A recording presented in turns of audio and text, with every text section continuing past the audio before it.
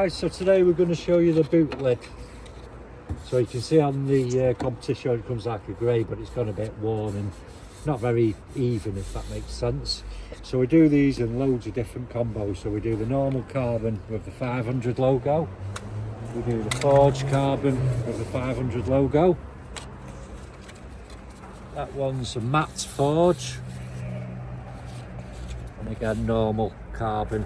So these ones, we don't carry a lot of stock of these, so obviously if you did want these, just keep an eye on the stock, because obviously we order them in.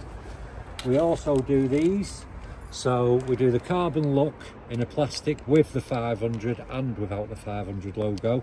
We do it in matte black, as you can see there, it's like a smooth version. And then we also do the gloss black, which is what I'm going to be fitting today. I've gone with a no logo purely because it clashes with a 595. I'll just show you that one. So obviously they're nice plain, no logo, fits on there. So we'll get prepping. So adhesion wipe as always.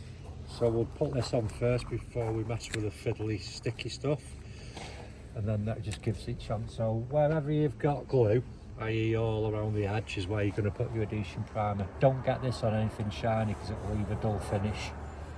So obviously all the way around there, and all the way across the bottom.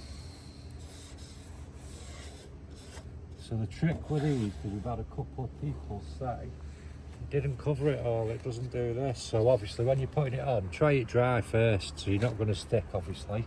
So what you need to do is you need to get that right at the very back, and once you've got them right in, and click the bottom under, so you can see there, and it clicks on. And that's the only way. If you try and do it that way, chances are it'll stick first, and then as you can see there, you'll leave a gap. Not quite as prominent as that, but you can see. Test fit first. If you're happy with the look, go for it. So we'll peel all the tape off that, which is about the fiddliest bit, and then we'll come back to you in a minute. So there we go, it's primed up, and as you can see it's all sort of dried off.